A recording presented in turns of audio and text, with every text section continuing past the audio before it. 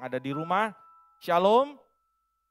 Puji Tuhan, hari ini saudara sekalian kita boleh bersama-sama beribadah kepada Tuhan walaupun masih dalam suasana online, tetapi saya berharap bahwa semangat kita untuk Tuhan, semangat kita untuk bertumbuh, semangat kita untuk memuliakan Tuhan tidak pernah padam.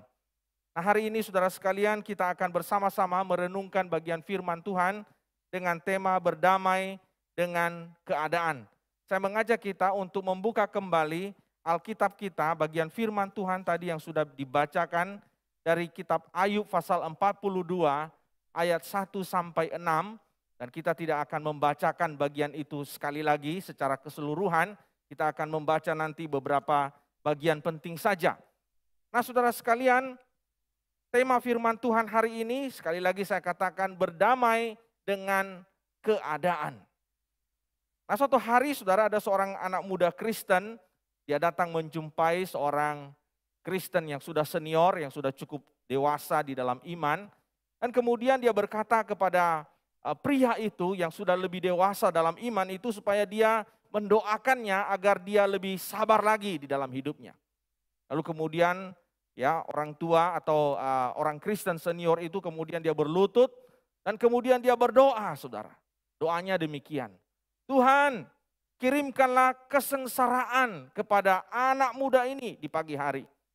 Tuhan, kirimkanlah kesengsaraan kepada anak muda ini di siang hari. Tuhan, kirimkanlah kesengsaraan ini. Stop. Anak muda itu berkata kepada bapak itu, stop, jangan dilanjutkan. Saya tidak minta doa supaya saya sengsara. Saya minta supaya saya sabar. Itu yang saya minta dalam doa. Lalu orang senior itu, bapak tua itu berkata begini, nah justru melalui kesengsaraan itulah kamu belajar untuk bersabar. Saudara, mungkin kita akan marah dan kita akan jengkel, bahkan mungkin orang yang tidak sabar bisa tempeleng orang yang berdoa, Tuhan berikanlah kesengsaraan kepada si A, si B atau kepada kita saudara. Kenapa saudara? Karena pada umumnya kita tidak ingin hidup sengsara, betul? Tidak ada orang yang memimpikan dan mengharapkan hidupnya itu menderita. Tidak ada, saudara. Tidak ada orang yang ingin keturunannya, anak-anaknya itu hidup susah. Tidak ada, saudara. Termasuk juga saya. Setiap hari kita doa pagi supaya hidup kita diberkati, hidup kita lancar, hidup kita sehat, betul? Tidak ada yang berdoa demikian, saudara. Tetapi saudara sekalian, kehidupan kita di dalam dunia ini sungguh menunjukkan fakta yang sebaliknya. Apa yang kita harapkan di dalam hidup ini, seringkali tidak seperti itulah kenyataannya. Banyak hal di dalam hidup kita ini yang tidak sesuai dengan apa yang kita inginkan di dalam kehidupan kita. Nah ini yang seringkali membuat kita kemudian bergumul, membuat kita kemudian meragukan Tuhan, membuat kita kemudian mempertanyakan di mana Tuhan. Tetapi sebenarnya saudara sekalian persoalannya adalah di dalam pergumulan, dalam setiap kesulitan, dalam tantangan yang kita hadapi di dalam hidup ini, persoalannya adalah apa yang menjadi pelajaran rohani yang kita dapatkan di dalam penderitaan, kesulitan, masalah hidup yang kita alami dalam hidup ini. Seringkali dalam hidup ini, saudara, ketika kita menghadapi sakit penyakit, persoalan keluarga, dan berbagai macam masalah yang lain, kita ingin mengubah keadaan. Kita ingin mengubah segala sesuatu yang terjadi yang menyebabkan persoalan-persoalan itu menimpa hidup kita, bukan? Tetapi kita lupa bahwa yang seharusnya lebih dulu diubah itu adalah diri kita, hidup kita. Nah saudara sekalian, hari ini kita akan belajar dari seorang tokoh yang sangat familiar dalam ingatan kita, dalam pikiran kita, yaitu Ayub. Kita akan melihat bagaimana Ayub belajar dari penderitaan. Bagaimana Ayub belajar dari kesulitan hidup. Dan kita menemukan di situ mutiara rohani yang sangat fundamental di dalam kehidupan kita juga sebagai orang Kristen. Yang pertama saudara yang kita akan pelajari pada pagi hari ini adalah Allah itu adalah Allah yang berdaulat atas kesalehan kita. Kalau kita membaca dalam kitab Ayub pasal 1 ayat 1, di situ dengan jelas sekali dikatakan bahwa Ayub itu adalah seorang yang saleh hidupnya. Seorang yang jujur, seorang yang takut sama Tuhan, seorang yang menjauhi kejahatan. Dan ini bukan klaim Ayub saudara, tetapi Alkitab mengakui siapa Ayub sebagai seorang yang hidupnya takut pada Tuhan. Bahkan Allah sendiri di dalam pasal 1 ayat 8 di hadapan setan, di hadapan iblis, Allah sendiri mengakui bahwa Ayub itu adalah seorang yang saleh, jujur, dan takut akan Tuhan. Dan hidupnya menjauhi kejahatan. Dan bahkan dikatakan tidak ada seorang pun di bumi yang seperti Ayub. Wow, ini satu sanjungan, ini satu hal yang sangat luar biasa di dalam hidup seorang Ayub. Nah, Ayub saudara sekalian tidak hanya memiliki kehidupan yang saleh berkaitan dengan Allah, tetapi juga Ayub itu saudara adalah seorang yang di dalam relasinya, bahkan termasuk dalam keluarganya adalah seorang yang ideal. Dia seorang papa yang sangat sayang kepada keluarganya, kepada anak-anaknya khususnya. Setiap kali anak-anaknya berpesta, setelah selesai dia mendoakan mereka karena dia takut anak-anaknya jangan-jangan berbuat dosa ketika mereka berbuat pesta. Kita mau lihat seorang ayah yang luar biasa di dalam hidup Ayub. Tapi saudara sekalian kita melihat kemudian di dalam pasal-pasal berikutnya, tragedi terjadi dalam hidup Ayub dan keluarganya. Hartanya habis, anak-anaknya semua mati. Dia mengalami sakit penyakit yang sangat menjijikan. Dan boleh saya katakan saudara sekalian, tidak ada manusia yang mungkin mengalami penderitaan dan kesulitan yang bertubi-tubi seperti yang dialami oleh Ayub. Sehingga Ayub pada akhirnya sendiri ditinggalkan orang, ditinggalkan orang lain saudara yang dulunya mungkin kejar dia, cari dia karena kekayaannya, karena segala hal yang dia miliki dalam hidupnya. Sekarang dia sendiri saudara sekalian. Karena apa? Karena segala sesuatu yang dia miliki itu akhirnya hilang, akhirnya sirna. Saudara yang saya kasih dalam Tuhan, satu saat kita melihat di dalam bagian kitab Ayub, bahwa kemudian ada sahabat-sahabat yang kemudian datang, yang kemudian mencoba untuk memberikan penghiburan. Kalau saya boleh katakan sebenarnya bukan penghiburan, tetapi itu sebenarnya sebuah teguran bagi Ayub, saudara. Mereka ingin menegur Ayub karena Ayub itu mereka pikir adalah seorang yang berdosa. Ada sesuatu yang dia lakukan yang kemudian membuat Tuhan marah kepada Ayub dan Ayub dihukum oleh Tuhan. Tetapi kalau kita membaca saudara dalam pasal 13 dan pasal 31, jadi 13 dan 31, kita melihat di situ bahwa Ayub berusaha menunjukkan kepada sahabat-sahabatnya, kepada teman-temannya, bahwa hidupnya itu bersih, hidupnya itu baik, hidupnya itu soleh. Dan dia mengatakan bahwa sebenarnya penderitaan yang dia alami dalam hidupnya itu bukan karena dosanya. Karena dia orang yang baik. Dia orang yang super baik. Namun saudara sekalian, semakin Ayub berada di dalam penderitaannya. Dan di tengah-tengah keyakinannya bahwa dia adalah seorang yang saleh, seorang yang baik, seorang yang benar. Pada akhirnya Ayub baru disadarkan satu hal yang sangat penting. Jadi ini satu dilema ya. Di satu sisi dia seorang yang baik, yang kudus, yang benar, yang hidupnya soleh. Ya. Tapi di sisi yang lain kenapa ada penderitaan? Nah dari dua hal yang kontras ini akhirnya dia belajar satu hal yang sangat penting. Yang juga kita perlu pelajari pagi hari ini. Bahwa Allah itu berdaulat di atas kesalehan kita.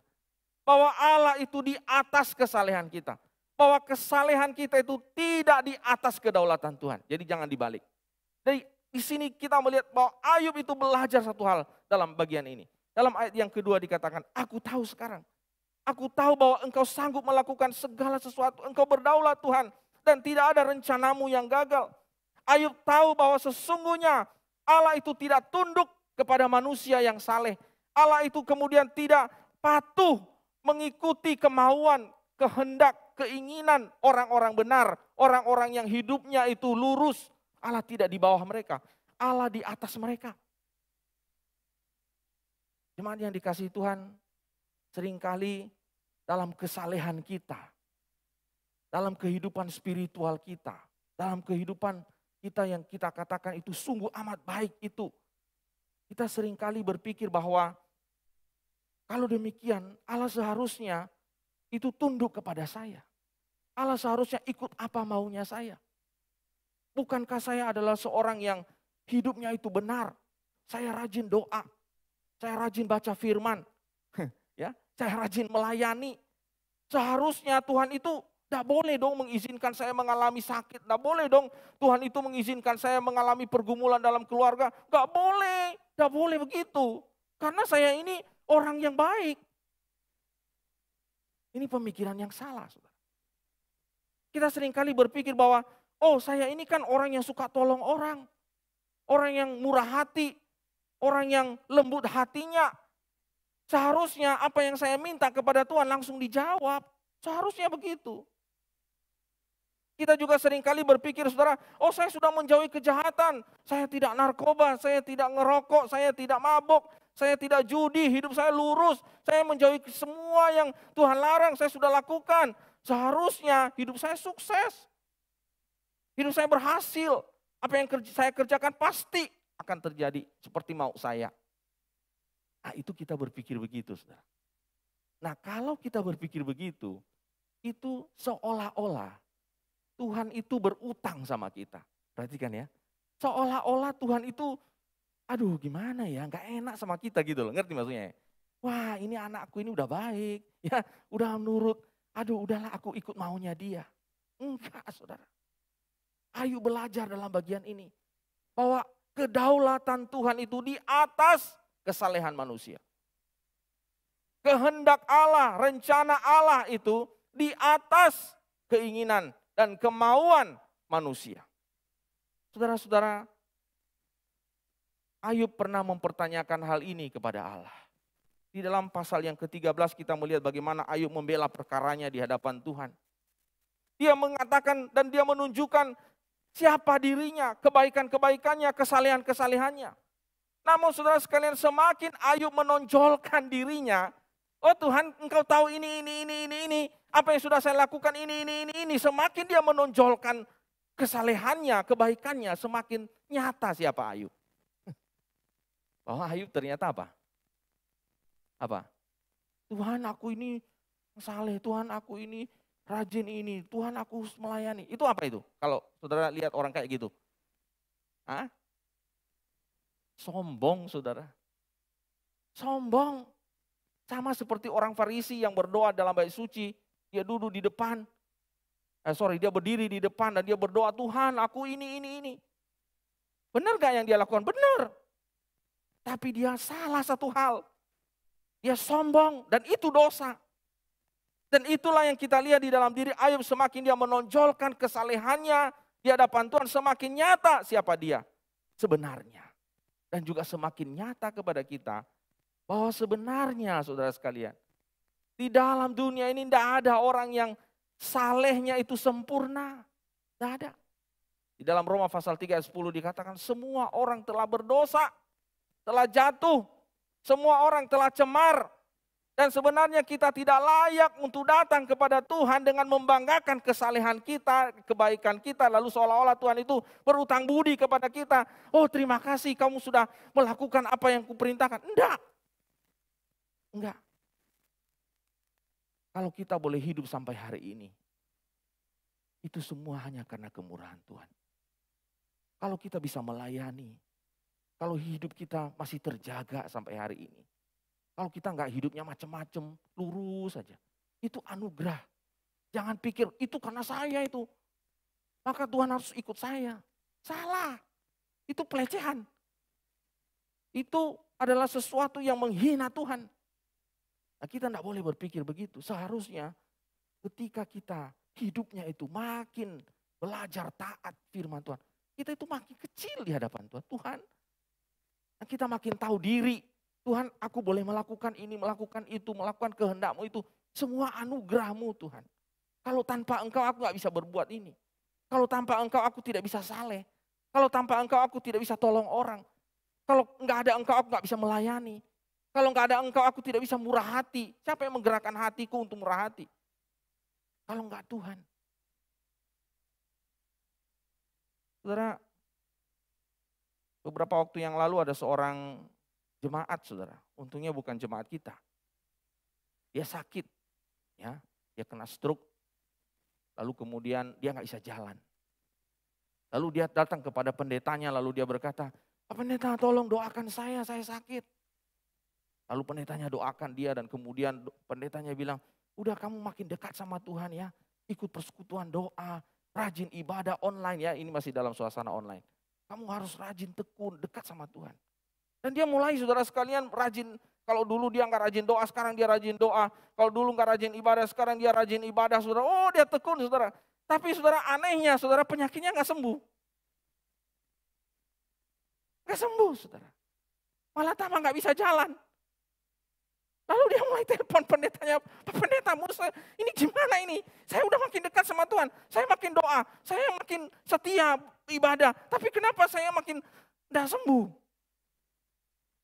Jadi dia berpikir bahwa kalau dia itu makin saleh, makin dekat sama Tuhan, makin apa itu namanya, makin kuat doa, maka Tuhan tuh mesti nurut apa maunya dia. Salah. Ini pemikiran yang keliru. Dan kalau kita masih berpikir begitu saudara, suatu hari dalam hidup ini kita akan menjadi kecewa. Kecewa. Kenapa? Karena kita mengejar itu, kita mengejar bahwa Tuhan itu mesti ikut saya, Tuhan itu mesti tunduk sama saya, Tuhan itu mesti apa maunya saya, mesti dia ikut, karena saya saleh, saya benar, saya ikut apa yang Tuhan mau, maka dia utang budi sama saya, dia harus ikut saya. Keliru. Tuhan di atas segalanya. Kita ini tidak ada apa-apanya. Kita ini debu. Amin. Maka semakin kita ini saleh hidupnya. Perhatikan. Semakin kita ini giat dalam Tuhan. Semakin baca firman. Semakin doa kenceng. Harusnya kita ini makin rendah hati. Harusnya kita ini makin kecil di hadapan Tuhan. Tuhan, terserahlah apa maumu Tuhan. Terserah apa, aku yakin apa kehendakmu itu yang terbaik. Amin. Bukan sedikit-sedikit apa marah, mangkel, jengkel, protes. Siapa kita? Siapa kita? Kita ada hanya karena anugerah. Kita ada hanya karena kemurahan Tuhan. Satu pelajaran yang mengajar kita hari ini. Supaya kita menjadi orang Kristen yang betul-betul di hadapan Tuhan tuh makin tunduk, makin takut sama Tuhan, makin hormat sama Tuhan. Bukan semakin saleh makin tinggi kita ini, makin sombong. Tuhan makin kecil. Salah. Saudara, ini pelajaran pertama.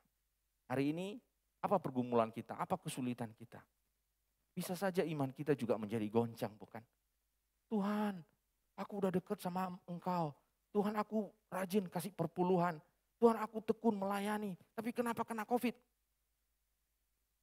Tuhan, ya, aku mendukung pekerjaan-Mu. Tuhan, aku setia sampai hari ini. Tapi kenapa masalah keluargaku ini makin kenceng, makin sulit, makin rumit? Saudara sekalian, kita melihat bahwa kesalehan kita itu tidak membuat Tuhan itu berutang kepada kita. Kita yang seharusnya berutang sama Tuhan. Tuhan tidak berutang sama kita karena kesalehan kita. Dan dengan kesalehan, kebaikan, dan segala hal yang luar biasa dalam hidup kita membuat kita makin rendah hati, makin tunduk, makin hormat sama Tuhan. Yang kedua saudara, kita belajar pada pagi hari ini. Allah memiliki maksud-maksud yang indah di balik penderitaan hidup kita.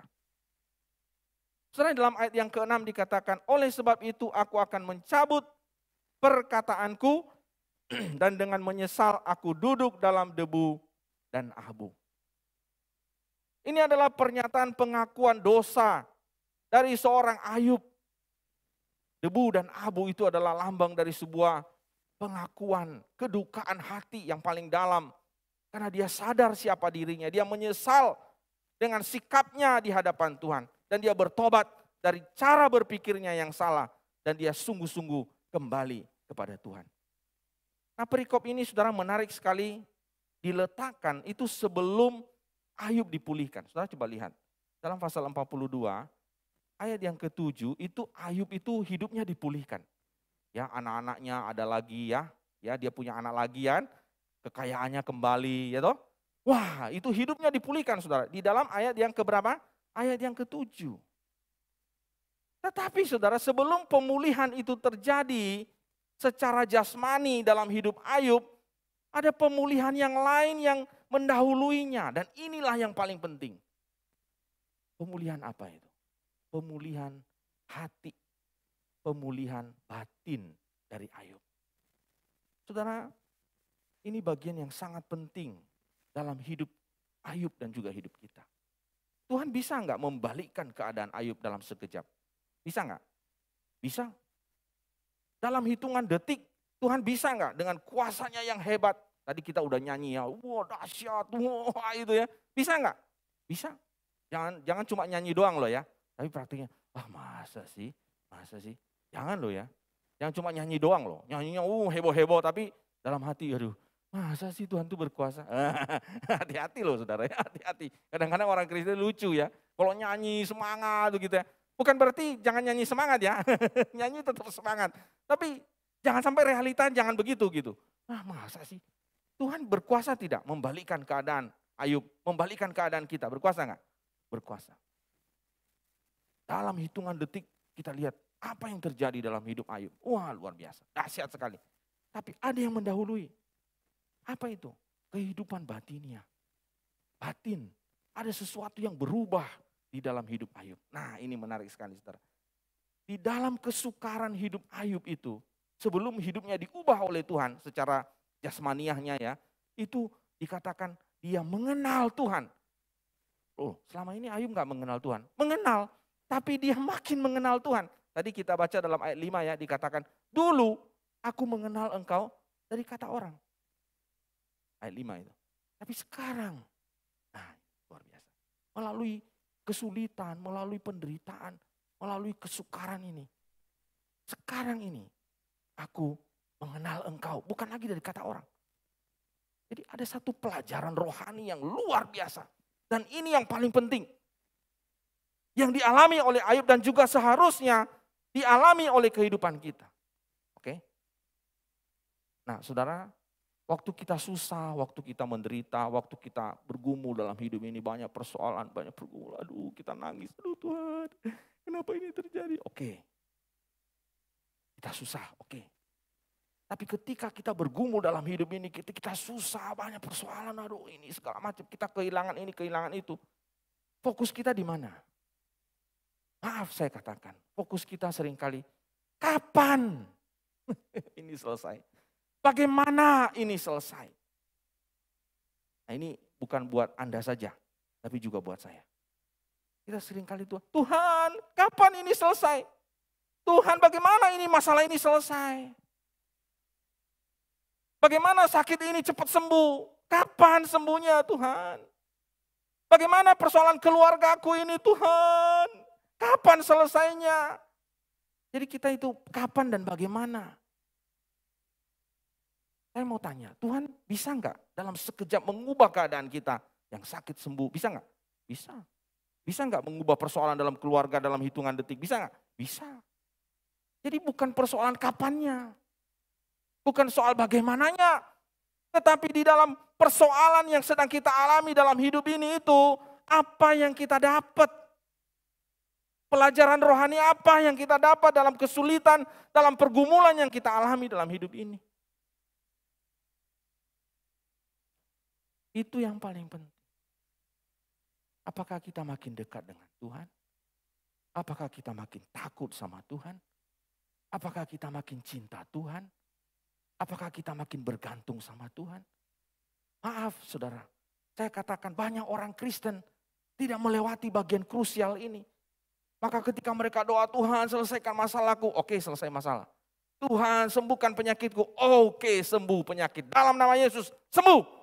Nah ketika dia sudah sembuh, udah. Dia gak dapat pelajaran apa? Gak ada sesuatu yang berubah dalam dirinya. Hidupnya sama seperti dulu. Dia masih mengandalkan dirinya, dia masih sombong. Dia tidak bergantung sama Tuhan, dia tidak mencintai Tuhan. Itulah yang seringkali terjadi dalam hidup banyak orang Kristen. Bahkan mungkin termasuk saya dan saudara. Hari ini kita dikoreksi oleh firman Tuhan. Banyak orang lolos dari pergumulan hidup, dari sakit, dari ini, lolos. Tapi hidupnya nggak berubah. Maksudnya itu hidup batiniahnya nggak berubah. Masih aja kenceng kayak dulu itu ya. Ya nggak takut sama Tuhan. Ya, nggak hormat sama Tuhan, nggak mencintai Tuhan. Nggak mencari Tuhan. Saudara sekalian, hari ini kita sedang bergumul apa? Hari ini kita sedang kesulitan apa? Engkau boleh berkata, Tuhan, kapan masalah ini selesai? Tuhan, bagaimana persoalan ini selesai? Engkau boleh berkata begitu. Tapi yang paling penting, engkau berdoa begini, Tuhan, apa yang hendak engkau kerjakan dalam hidupku? Di tengah-tengah kesulitan dan pergumulan-pergumulan yang sedang aku hadapi. Tuhan, apa yang engkau mau, engkau hendak kerjakan dalam hidupku ketika aku ini sedang sakit. Tuhan, apa yang engkau inginkan ada sesuatu yang berubah dalam hidupku ketika persoalan keluargaku ini belum selesai. Tuhan, apa yang engkau inginkan ada sesuatu yang saya bisa pelajari di tengah-tengah kesulitan ekonomi yang sedang aku alami. Tuhan, apa yang engkau inginkan sesuatu terjadi dalam hidupku, pemulihan dalam batinku ketika toko ini susah sekali majunya. Ya, nggak bisa berkembang, mandek. Itu yang paling penting. Saudara sekalian, seorang Kristen ya bernama Amy Carmichael. Dia adalah seorang yang sangat giat di dalam Tuhan. Melayani Tuhan, luar biasa. Dia melayani orang-orang di India. Tapi suatu hari saudara dia mengalami sakit radang sendi. Sehingga saudara sekalian dia tidak bisa jalan, dia cacat.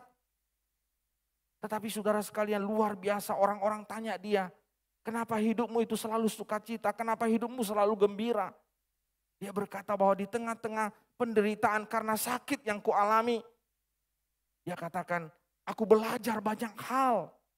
Bagaimana aku bergantung sama Tuhan, bagaimana aku berharap pada Tuhan. Bukannya selama ini dia gak bergantung sama Tuhan, tapi makin berharap, makin bergantung, makin cinta Tuhan.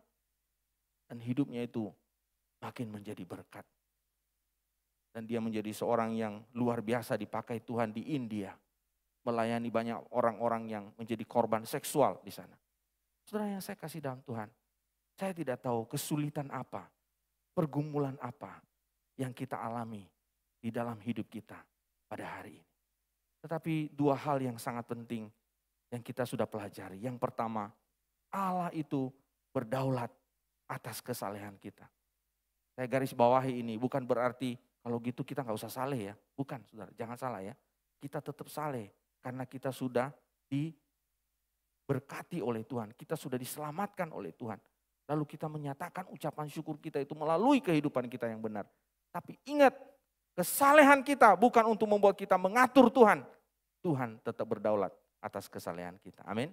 Yang kedua, Allah memiliki maksud-maksud yang indah di balik penderitaan yang kita alami dalam hidup ini.